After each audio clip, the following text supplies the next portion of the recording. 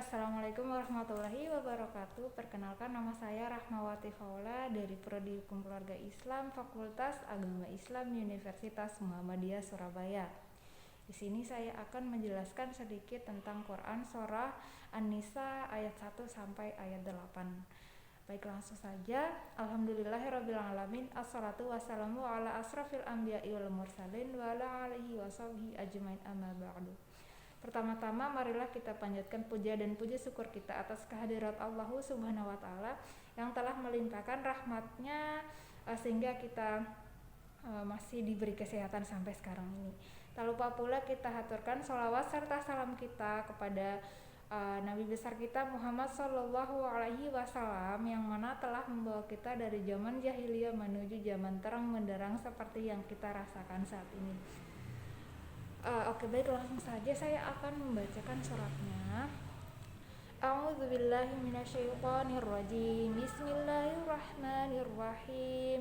Ya ayyuhan nasu taqu rabbakumul ladzi khalaqakum min nafsin wahidatin wa khalaqa minha zawjaha wa batha minhuma rijalan katsiran wa nisaa'a wattaqullaha alladzi tasaaluna bihi wal arham innallaha kana 'alaikum raqiba wa atul yatama amwalahum wa la tabaddalu dalul khabitha bil thayyib wa la ta'kulu amwalahum ila amwalikum innahu kana huban kabira.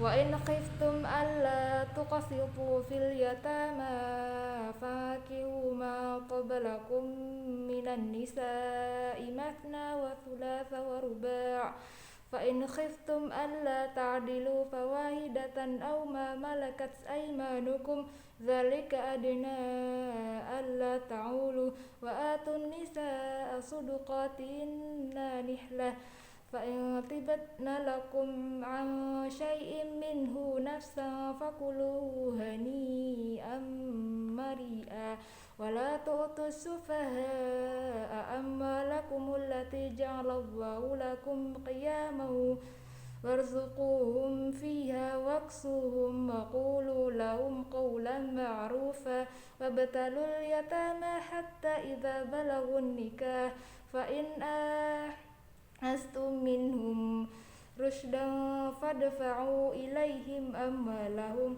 wa la ta'kuluha israfan wa bidaron ay yakburu wa ma kana ghaniyan falyasta'fif wa ma kana faqiran falyakul bil ma'ruf fa idza dafa'tum ilaihim amwalahum fashhidu alaihim wa kadza billahi hasiba lirrijali nasibum mimma tarakal walidani wal aqrabuna wan walin nisa'i nasibum mimma tarakal walidani wal aqrabu mimma qalla minhu aw kathur nasiban mafruḍa. Shadaqallahul azim. Yang artinya,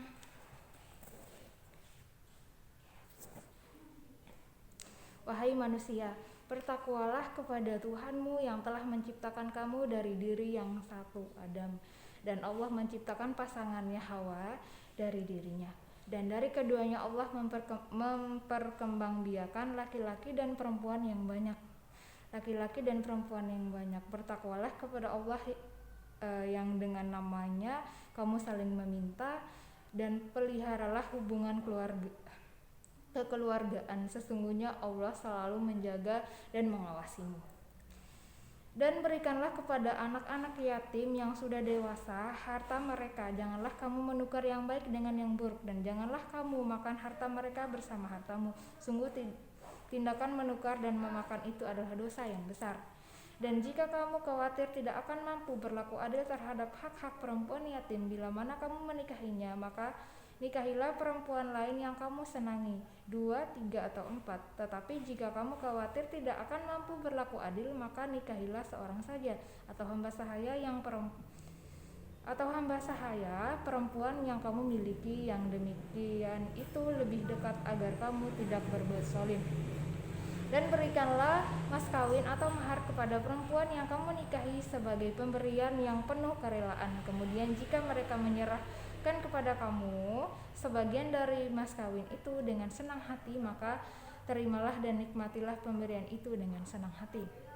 Dan janganlah kamu serahkan kepada orang yang belum sempurna akalnya harta mereka yang ada dalam kekuasaan kamu yang dijadikan Allah sebagai pokok kehidupan. Berilah mereka belanja dan pakaian dari harta itu, dan ucapkanlah kepada mereka perkataan yang baik.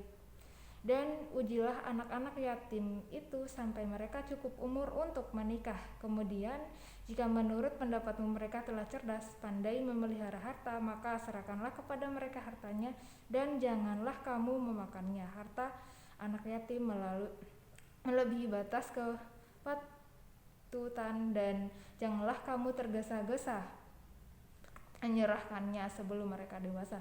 Barang siapa di antara pemelihara itu mampu, maka hendaklah dia menahan diri dari memakan harta anak yatim itu, dan barang siapa miskin maka bolehlah dia makan harta itu menurut cara yang patut. Kemudian apabila kamu menyerahkan harta itu kepada mereka, maka hendaklah kamu adakan saksi-saksi dan cukupkanlah Allah sebagai pengawas. Bagi laki-laki ada hak bagian dari harta peninggalan kedua orang tua dan kerabatnya, dan bagi perempuan ada hak bagian pula dari harta peninggalan kedua orang tua dan kerabatnya, baik sedikit ataupun banyak menurut bagian yang telah ditetapkan. Dan apabila sewaktu pembagian itu hadir beberapa kerabat, anak-anak yatim dan orang-orang miskin, maka berilah mereka dari harta itu sekedarnya, dan ucapkanlah kepada mereka perkataan yang baik. Dari surat tersebut dapat disimpulkan bahwa Allah Subhanahu wa taala berfirman memerintahkan makhluknya untuk bertakwa kepadanya, yaitu beribadahlah hanya kepada Allah yang tidak ada sekutu baginya, serta menyadarkan mereka tentang kekuasaannya yang telah menciptakan mereka dari satu jiwa, yaitu Adam alaihissalam. Firman Allah Subhanahu wa taala, dan darinya Allah menciptakan istrinya, yaitu Hawa alaihissalam, yang diciptakan dari tulang rusuk Adam bagian kiri belakang. Di saat Adam tidur lalu sadar dari tidurnya, maka ia melihat Hawa yang cukup menakjubkan, hingga muncul rasa cinta dan kasih sayang di antara keduanya. Di dalam hadis sahih dinyatakan sesungguhnya wanita diciptakan dari tulang rusuk, dan tulang rusuk yang paling bengkok adalah bagian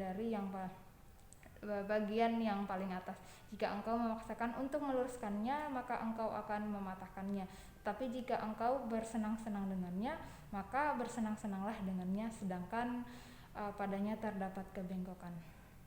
Allah Subhanahu wa taala melarang memberikan wewenang kepada orang-orang yang lemah akalnya dalam pengelolaan keuangan yang Allah Subhanahu wa taala jadikan sebagai penopang hidup.